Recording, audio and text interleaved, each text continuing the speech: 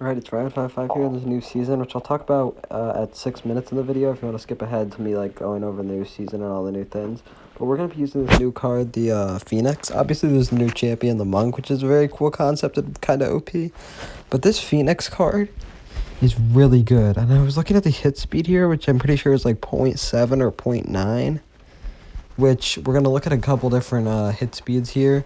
But yeah, I mean, it's really good, especially in this deck. We can see Electro Dragon, and its hit speed, like 2 point whatever that said. Sorry, I kind of skipped over it. Yeah, whatever. But much faster than E-Drag. E-Drag is very slow. I just wanted to use that as a baseline. We'll look at some faster hit speeds here in a second, like Skelly's have that 1 second hit speed.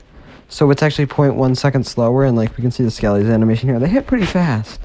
So for a flying card that does quite a bit of damage in the Phoenix, that's very good. We can look at Dark Goblin here. Dark Goblin, that thing's 0.7. It's only 0.2 seconds faster than the Phoenix. Yeah, and the Phoenix obviously quite a bit more sturdy. It can come back to life with its egg ability, which you'll see many times in the game. If you don't have the right hand to defend it, and if you use it correctly in this Eagle Golem deck, placing it behind your units, this card is disgusting, especially in this deck. It is so OP. You have to spend Elixir to kill that thing twice. It just comes back to life, full health, if you don't kill the egg. It's pretty easy to kill in theory with low HP, but when you have a raged up Battle Healer, Eagle, and E-Drag push, it's ridiculously hard. Yeah, will happen in some games here, but this deck is ridiculously OP. And at first I think I'm playing my brother here. I see another Eagle, I'm in the mid. And obviously, yeah, I mean, the Monk is really good. It's a really good champion. It might be the best, I don't know. But its ability, like, really cool and OP in concept, it isn't actually that crazy good. But yeah, he goes Battle Healer, but he literally messes it up and places Battle Healer in front of the Elixir Golem. I mean, I know Elixir Golem players are brain dead, but my lord. I kind of Tornado here. It was kind of unnecessary, but I kind of know I've already won at this point anyway. He goes Monk, but look at the Phoenix, bro. He kills the Phoenix, and we already have the E-Golem and the Battle Healer in front of it, so he cannot get to the Phoenix egg. It respawns. I rage it up. Battle Healer, Phoenix. And then, dude, look at how fast that Phoenix is killing that E-Drag, bro. It's getting... Oh, well, it died. Point stands. We take his whole tower anyway. This deck is just OP, man. Like, we see it here. Obviously, that guy was awful, basically, so... But yeah, there was something I wanted to say. Yeah, it was oh god. So I just watched that Joe Biden compilation. I think he got into my soul. But anyway, I was playing, oh my lord, dude. I was playing Clash Royale. I was playing the update when I was in school today, and I had a study hall, and I immediately, like, wanted to try out the new, like, champions and the new cards and record. That's where this is from, and, dude, I started playing with this Phoenix card, and I had heard the Phoenix, like, in concept was going to be really good in Eagle on decks just because it doesn't die and it respawns, which also, this thing just somehow flew all the way to the other side of the map, but whatever. But yeah, like, and I immediately kind of thought of this deck because this was Eagle has been meta. It's been much better in the meta this season as we take his tower, as we have, the Phoenix and the E-Drag and then Columns down. And we might 3-crown him here. But yeah, I knew Eagle would be much better. This deck was much better in the meta at the start of the season. Yeah, as we're gonna 3-crown him as you do with this deck. As we gonna 3-crown him, but whatever. Pretty high skill deck here. And yeah, I was just like, this deck's gonna be really good, and I know YouTubers are gonna make videos on this. And of course, you know, one of my favorite Clash Royale YouTubers, Riley, made a video on this deck. Although it doesn't have Bar Pot, it has Mirror instead. So, you know, it's a very similar deck, like with the Mirror instead of the Bar Pot. It's probably better, as, you know, he's a pro player and probably knows what's better, but I think he just stole it from someone. So I think both these decks are really good.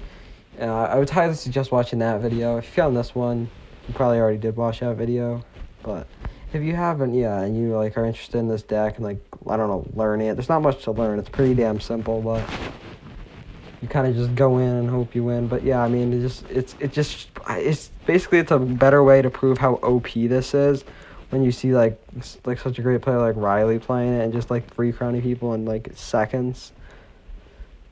Yeah, I mean, there's not much skill required to it, but like the skill does help. And yeah, here he just goes he kind of just spams his cards, and I get a bar pot down here, which is gonna bar pot's super good against Hog Rider, E-Giant, all that stuff. It's really good. And yeah, I mean, honestly, yeah, bar pot's not bad, dude. Bar pot's really not bad this year, or I mean, this season. But yeah, no, I mean, this guy's got like some sort of wizard, like, mid-ladder menace type of deck. And I'm just not really sure what to do here. Just cycling a Phoenix in the back. Yeah, I mean, this guy's just kind of spamming his cards. It's only a matter of time. I get the Elixir Golem down right in front of the Battle Healer. We've got the Phoenix as well. Rage it up. Baby Dragon. And that Battle Healer gets onto the tower, healing up the Eagle and healing itself, healing up the Phoenix, and Baby Dragon's dead. Dude, the Phoenix hit so fast, the Baby Dragon was dead before it could kill the thing. And here I choose not to Tornado to the Hog, because I know he's got to go Skarmy to not get 3 crown. So I just NATO the Skarmy, game over. And yeah, look at that Phoenix, dude. That thing came back to life. And yeah, high skill deck, E-Golem equals skill. That's the lesson to take. I have a lot of skill. Subscribe for that tremendous display of skill. So I just showed. I mean, man, this deck is just... You have to be on another way of thinking. Just keep that in mind, if you're trying to play this deck. I don't know what the hell I'm looking at here, but... Anyway, so... I don't know what the hell... Yeah, I write some really good scripts for my video. But basically here, I'm just checking out the new season. They made a new arena system. So Miner's Mine is what Challenger 1 was, obviously. And then once you get about midway through Miner's Mine... What am I doing? You get to about 5,500 trophies, That's about where Challenger 2 was, if I remember correctly. So that gives you a scale. And then the next arena, Executioner's Kitchen, is, it's like a little bit like... It's like close to Challenger 3. So if you get to Executioner's Kitchen, you're pretty close to Challenger 3. As you can see, I'm pretty close to Challenger 3. Or to Executioner's Kitchen, which is like a little over halfway through Challenger 2 and Challenger 3. So there's also this form. Yeah, as you can see right there. Or, well, Executioner's Kitchen is actually about midway through Challenger 2. Never mind. It's like a little over midway through. So it's yeah, I'm pretty close to that. And then as you go up further and further, it gets like, Oh, yeah, and also the big thing to add here is you don't need to have a maxed out King Tower to get champions anymore. At least is how I interpret it. You can unlock champions earlier by being in these arenas, even if you don't have level 14 King Tower. You can correct me in the comments if I'm wrong, but that's at least how I understand it. Sorry, I'm spinning a fidget spinner, my bad. And then we get to the Royal Crypt, which I'm guessing is around like Master 1, Master 2 kind of range, although I've never been that high, so I don't really know. And once you get there, you can get the Archer Queen and the Mighty Miner, so that's pretty dope. And then you have to be at the Silent Sanctuary of about 6,500, which I think is around Master like 3-ish area, maybe a little higher. And that's when you unlock the Monk, so that's pretty dope. And then Dragon Spot, some cool looking arenas. It's a little bit confusing as to what these trophy ranges actually are, but and then yeah, you get to 7,500, which is the Legendary Arena. I wonder if I don't know. I guess you can probably get higher. Obviously, you can get higher than 7,500. 7,500 is where there's no Grand Champion where like you get to 8,000 and that's it. So it's a little bit lower with like the like the cap of like reaching this. So yeah, that's kind of cool. This is very exciting. Like the new cards are really OP, especially the Phoenix and that E-Golem deck I was showing you. But like it's kind of exciting to have a new you can see there's a bunch of these challenges that give you solid rewards such as. But, like, when I was looking through this, dude, I was so excited because this game's been, like, the same for a long time. And it's a game that I've been kind of, like, obviously I made a YouTube channel. And it was a game that I've been pretty, like, addicted to for a while. Or at least, I enjoy a lot. So, it's really cool to see it get an update. Yeah, there's this Phoenix Launch Party Challenge. Maybe I'll make a video on this. I don't know. But, probably not. It's, like, a bunch of games you gotta... I don't even look at how this works. But there's, like, some decent rewards in here. Some nice gold chest keys, a couple chests. Like, some not bad things. And yeah, I mean, oh yeah, also the rewards on this trophy, like, road is pretty sick and all. They also changed the level system. So, like, the King Tower still maxed out at level 14, but there's 50 levels. So, yeah, you get, like, a bunch of rewards and stuff. And then here, they kept Challenger 1 and all the other arenas in the game, but it's basically like a trophy road thing. So, basically, every game you win, you get one of these trophies, and you can go all the way up. It starts at cards being base level 11. So your cards max out at 11, so any card under 11 is lowered to 11, but any card lower than 11 is kept at what it is.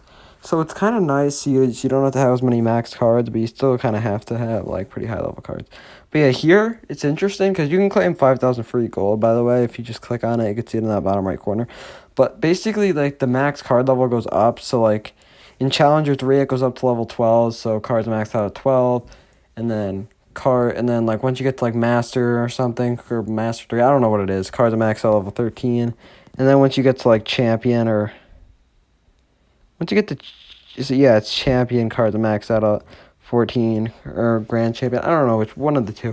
But yeah, you get the point. The max level cards go up. There's some sick rewards in here. And the cool thing is, every game you win, I'm pretty sure you get a crown. Or I don't know, maybe you have to win a certain amount of games to get a tier. But the good thing about this is if you lose, you don't have to get reset. So like you don't actually lose the trophies and lose the progress. So if you grind enough and your cards are high level enough, you can get all these rewards and get like the exclusive emotes there. Yeah. And then yeah, there's some cool new daily tasks, which is really cool. If you complete all your daily tasks, you get like a rewards chest. And then if you complete like your daily tasks for a week straight, you get a weekly rewards chest, like some weekly rewards loot, like a chest and some other stuff, which is pretty dang cool. And yeah, so yeah, now I'm showing up how you get that 5,000 free gold. That's what I was thinking at the time. And yeah, I kind of want to get like up to this Challenger 2 range because I want those rare wild cards. I'm fiending for those, man. I need to upgrade my Valkyrie and my Rocket that are only level 12. I have a decent amount. I could maybe upgrade one of those things, but get them to level 13, then I have a buck of cards, but then I'm broke. So yeah, I'm fiending for those, and I also need it for my Inferno Tower, which is level 10, dude. Like, yeah, that's... Like, Inferno Tower is one of those cards where the level doesn't matter that much, but, like, level 10 is just no bueno. And yeah, here, I mean, you can see the Monk, it gets those 3 bounce, like, after every 3 hits, it bounces the card back and does, like, triple the damage, which is just ridiculous. And yeah, dude, here you can just see how fast the Phoenix hits. I mean, these new cards are really OP, man. Like, they're such weird cards, dude. They don't even seem real. I don't know what this person's doing in this gameplay. But yeah, he gets the miner to protect the egg, which respawns the Phoenix, which I just skipped over. But yeah, that's the most OP thing about the Phoenix. Honestly, I think they're going to get nerfed.